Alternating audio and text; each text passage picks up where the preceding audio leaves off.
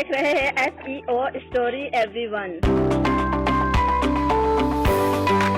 السلام علیکم، میں سلیم عثمان سرکار SEO اسٹوری ایوری ون کے پلیٹ فارم سے آپ کے سامنے آج میں آپ سے پاکستان بنگلہ دیش کیوں بنا یہ کہانی شیئر کروں گا۔ ہماری نئی نسل سے بہت سارے جھوٹ بولے جاتے ہیں، ان میں سے ایک جھوٹ یہ بھی ہے کہ پاکستان بھارت کی سازشوں کی وجہ سے ٹوٹا، لیکن وہ نئی نسل کو یہ کبھی نہیں بتاتے مشرقی پاکستان کا بنگلہ دیش بننا کسی سازش کا نتیجہ نہیں بلکہ اس کی وجہ مشرقی پاکستان کی عوام کے ساتھ ہونے والی ناانصافیاں تھی۔ حقیقت یہ ہے کہ بنگالیوں کو زندگی کے ہر شعبے میں نظر انداز کیا گیا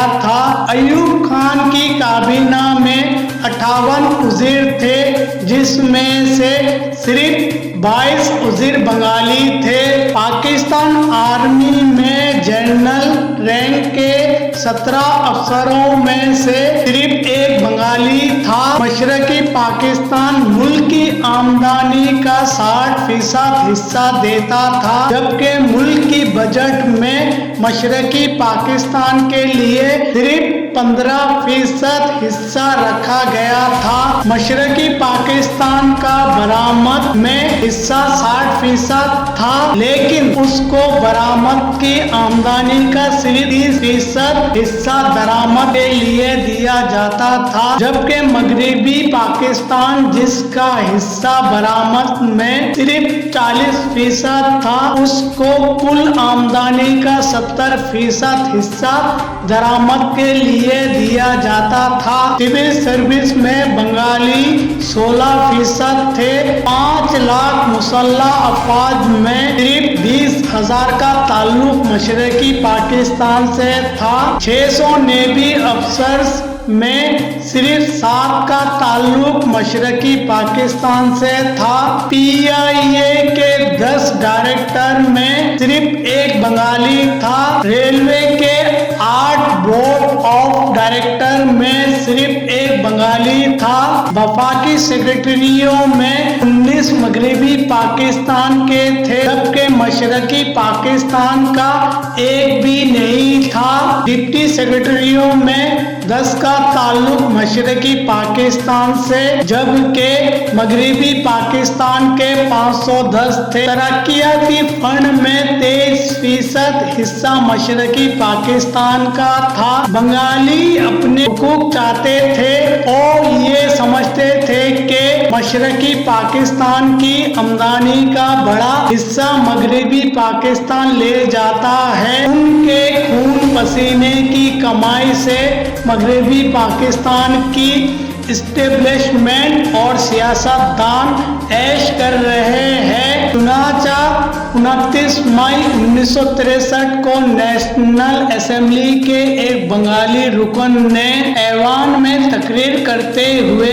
کہا، مغربی پاکستان کو مشرقی پاکستان سے زیادہ ترجیح دے کے ترقی دی جا رہی ہے۔ پچھلے 15 برسوں میں کم درآمد اور زیادہ برآمد کی صورت میں مشرقی پاکستان کو اس کے 100 کروڑ روپیہ سے محروم کیا گیا۔ مغربی پاکستان کی تعمیر کے لیے ہمیں دیوالیہ کر دیا گیا ہے۔ ہم سے کہا جاتا ہے، چھو کرو نکل جاؤ، ہمارے پاس تمہارے واسطے کچھ نہیں ہے، ہمیں تمہاری ضرورت نہیں ہے۔ یہ بات حقیقت ہے کہ مشرقی پاکستان پارٹ سن کو برآمد کر کے وفاق کو کیسر زر مبادلہ कमा कर देता था, लेकिन बदले में मामूली सा तरक्याती बजट मिलता था। जबकि मशरकी पाकिस्तान की आमदनी से इस्लामाबाद जैसा जदीद शहर बसाया गया। शायद इसीलिए शेख मुजीबुर रहमान ने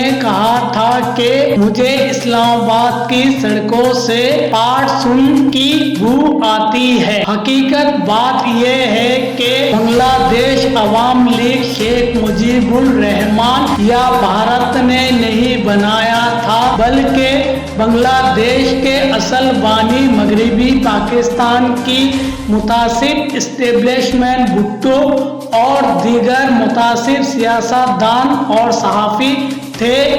बांग्लादेश के क़याम की बुनियाद ढाका में नहीं बल्कि मगरबी पाकिस्तान में पड़ी थी। जिस तरह बंगालियों को उनके जायज़ हुकूक से महरूम किया गया, इससे उनमें एहसास महरूमी पैदा हुआ और जब बंगालियों ने अपने हुकूक के लिए आवाज़ उठाना शुरू की तो उनके मुतालबात मानने के बजाय उनको गद्दार करार दे दिया गया। उनको जायज हुकूक देने के बजाय उन पर रियासती ऑपरेशन मुसल्लत कर दिया गया।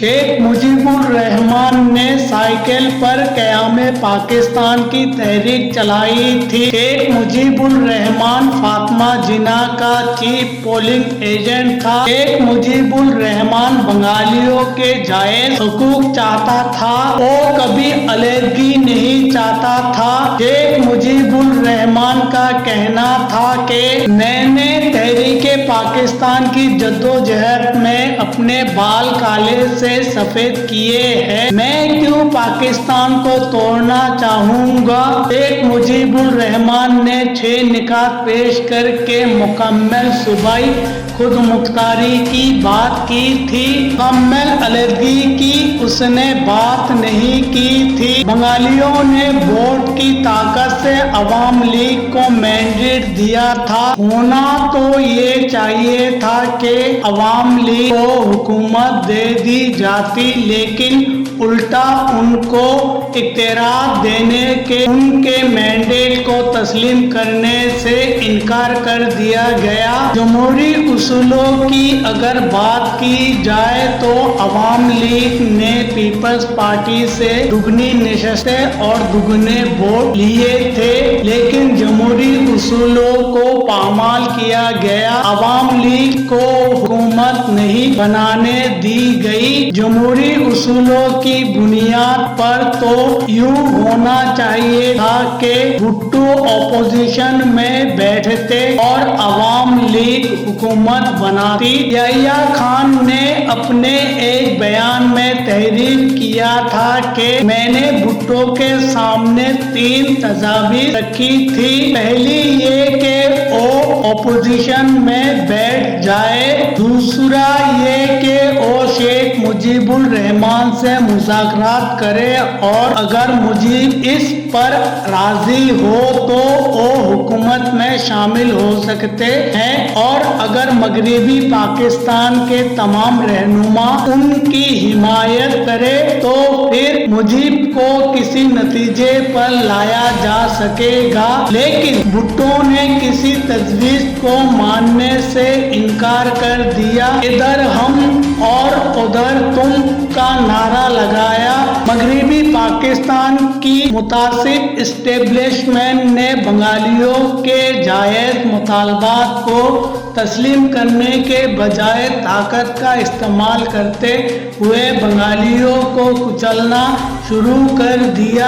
ताकत के नशे में टिक्का खान ने ये कहा था कि मुझे इंसान नहीं जमीन चाहिए। टिक्का खान के हुक्म पर मगरबी पाकिस्तान की अफवाज ने जुल्म और बर्बरियत का ओ खेल खेला के तारीख इस पर आज तक शर्मिंदा है। लाखों की तादाद में बंगालियों को कत्ल हासिल किया गया, बंगाली औरतों की इज्जतें लूटे गए। ब्रिगेडियर AR सिद्दीकी लिखते हैं कि जनरल अब्दुल खान नियाजी फौजियों की औरतों को बेहुरमत करने का दिफा किया करते थे और कहा करते थे कि आप कैसे तवक्को कर सकते हैं कि एक फौजी मशरकी पाकिस्तान में रहे, लड़े और मारा जाए और जिनसी अमल झेलम करे।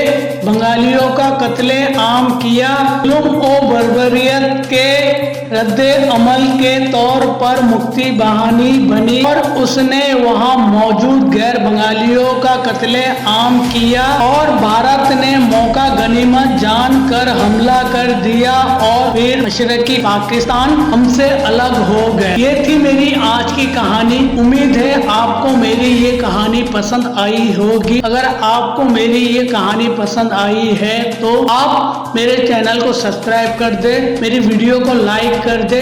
इसी के साथ मैं आपसे इजाजत चाहता हूँ सलीम उस्मान सरकार SEO स्टोरी एवरीवन के प्लेटफॉर्म से।